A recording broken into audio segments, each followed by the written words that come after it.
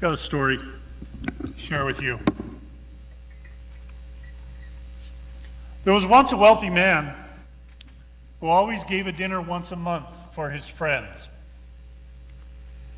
It so happened that on one occasion, a few of his closest friends were sick and unable to attend. The man wanted to save a part of the celebration for his absent friends. So he took a bottle of his best wine from the table and put it in a special box. That way he would have it when his friends arrived. He then went to his servant and told him, "Please make sure that you respect what's in that box, because what is there has a special purpose for our guests." The servant was perplexed, but respected the wishes of his master by bowing every time he passed it. Well, not long after, the master died, but the monthly meals continued. The servant would tell the guests of the master's wishes that they, like he, were to respect the special box. So the meals began to grow more and more serious. Instead of celebrating being together as friends, they began to eat in silence and to gaze in respect at the box.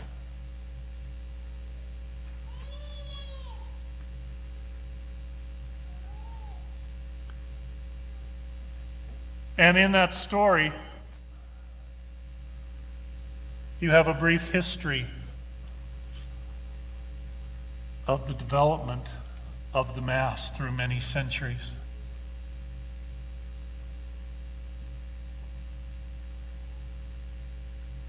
Somewhere along the way, we lost connection with the bread of life.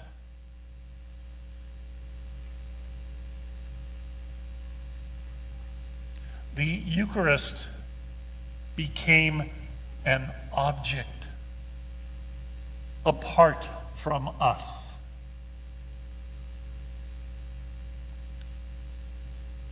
And in a time in history when the spirituality was such that people didn't think that they were worthy to take communion, except very rarely, maybe once a year, there developed a theology that said, okay, you still need to come to Mass, but if you're not going to take the Eucharist, if you're not going to share in it,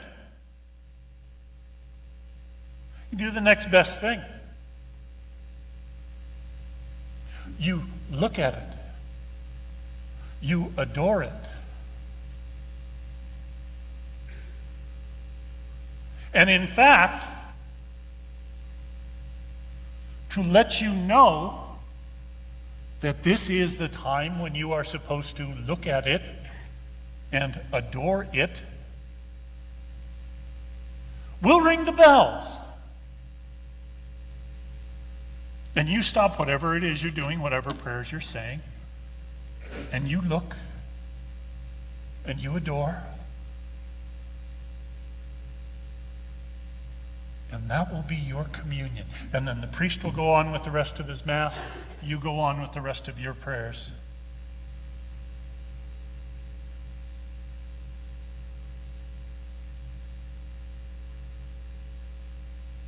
In the 20th century, we have been trying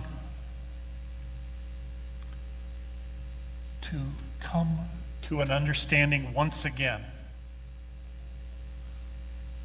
The Eucharist not just as the real presence of Christ, body and blood, soul and divinity,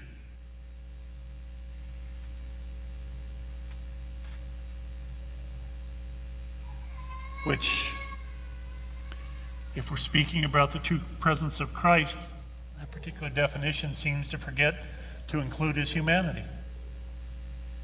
But nevertheless, There it is. There's the Eucharist right there in and of itself.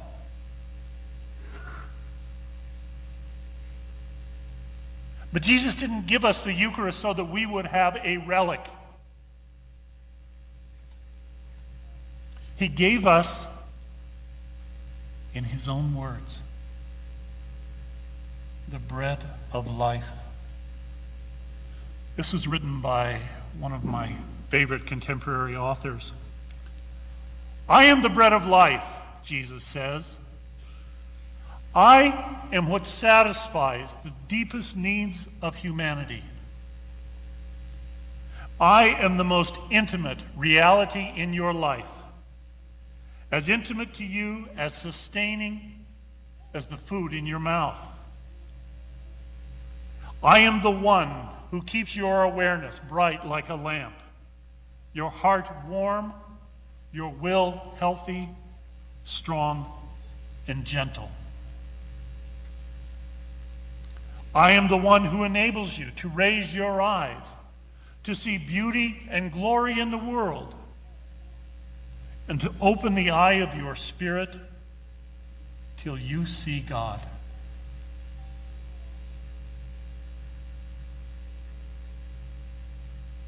Did you notice that? In all of those statements that Jesus is the bread of life,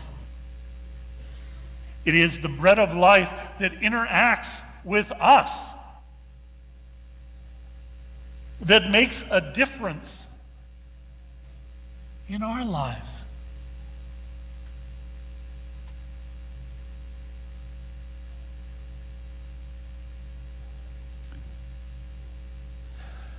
I don't want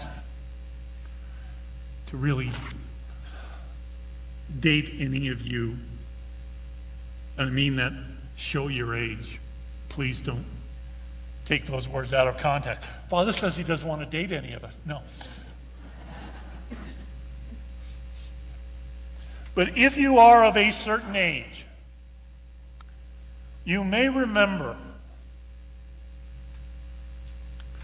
a product that came in a white plastic bag. It had red, yellow, and blue, they call it balloons, but dots on the package.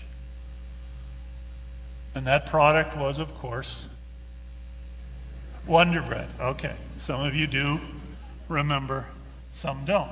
Now, the question is, does anyone remember what Wonder Bread's catchphrase was, what their slogan was? There it is. It was over there. Yes. Okay. Builds strong bodies 12 ways.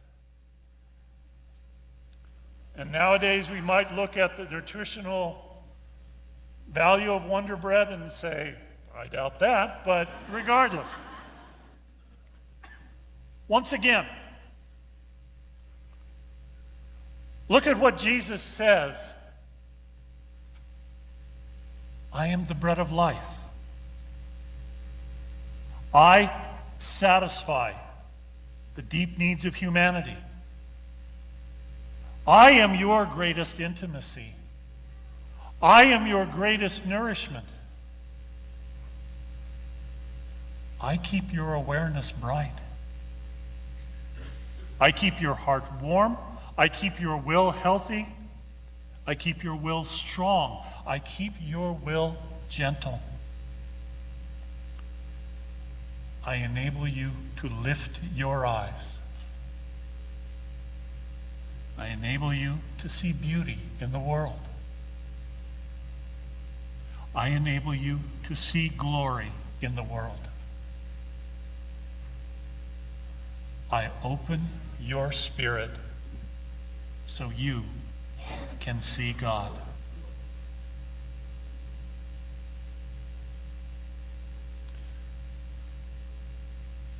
Build strong believers.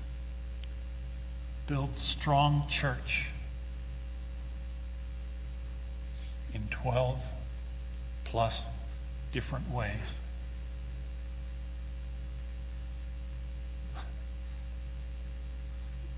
We got your Wonder Bread right here. And the bread of life. Take, receive, share. Let it make a difference.